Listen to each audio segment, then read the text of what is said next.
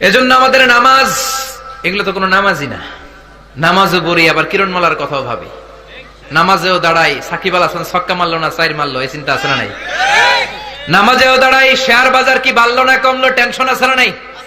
তো এই নামাজ দিয়ে জান্নাত পাওয়া যাবে? আমাদের এই ভাঙ্গাচুরা ইবাদত তো কোনো ইবাদতই নয়, আমাদের রোজা তো কোনো রোজাই নয়, যাকাত তো যাকাতই নয়। আমাদের ভরসা, বাঁচার ভরসা একজন, তিনি কে? আল্লাহ। আল্লাহর দয়া হচ্ছে আমাদের ভরসা। মিয়া চিল্লায় বলেন ঠিক কিনা? এজন্য কিয়ামতের দিন বিচার চান না দয়া চান?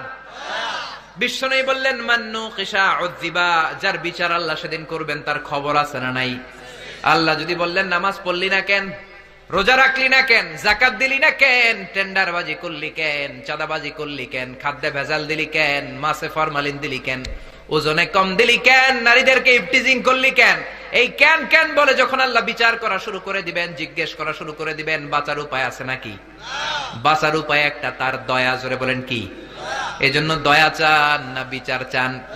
রোজ হাসরে আল্লাহ আমার করুণা বিচার, আল্লাহ করুণা বিচার। সবাই পড়েন, রোজ হাসরে আল্লাহ আমার করুণা বিচার, আল্লাহ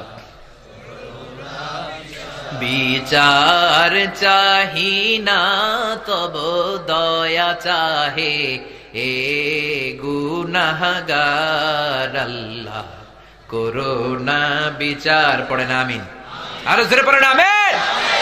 এজন্য আমাদের ভরসা, আমাদের সবকিছু একজন, তিনি কে? সে আল্লাহ বলছেন আর রহমানু আল্লামাল কুরআন খালাকাল ইনসান আল্লামাহুল বায়ান। আমি দয়ার সাগর, তোর গুনাহ কত বড় হয়েছে তুই টেনশন নিবি না বান্দা, নিরাশ হবি না। ক্ষমার মতো ক্ষমা চাইলে ক্ষমা করে দিবে কে? আল্লাহ। এজন্য সাইয়েদনা আদম কেমন করে ক্ষমা চাইবেন শিখালেন। তিনি বললেন, পড়েন সবাই, রব্বানা যালামনা আনফুসানা ওয়া ইল্লাম তাগফির লানা ওয়া তারহামনা লানাকুনান্না মিনাল খাসিরিন। আল্লাহ, আমি জুলুম করেছি, নিজের উপরে জুলুম করেছি, অন্যায় করেছি, আপনি যদি ক্ষমা না করে দেন, ক্ষমা করার আর কেউ নাই। জোরে বলেন ঠিক কিনা? এজন্য তওবার, ক্ষমার এক নাম্বার শর্ত হলো অ্যাকনলেজমেন্ট, স্বীকারোক্তি। You have to acknowledge your sin, you are the greatest sinner in the world. বিশ্বনবীর আগের গুনাহ মাফ, পরের গুনাহ মাফ, তারপরেও তিনি মুনাজাতে বাচ্চার মতো হাউমাউ করে কাঁদতেন।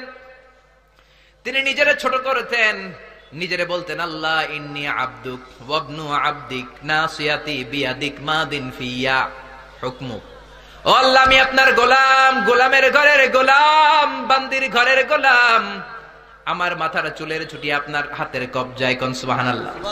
কেমন করে নিজেকে ছোট করতেন। এজন্য এক নাম্বার শর্ত, আপনি অ্যাকনলেজ করবেন, স্বীকার করবেন। দুই নাম্বার শর্ত, আপনাকে রিপেন্টেন্ট হতে হবে। You have to repentant for your sin, পাপের জন্য আপনি অনুতপ্ত হবেন। তিন নাম্বার শর্ত, যদি আপনি চোখের পানি ছেড়ে দিতে পারেন, তওবা কবুল করে নিবে কে? আল্লাহ।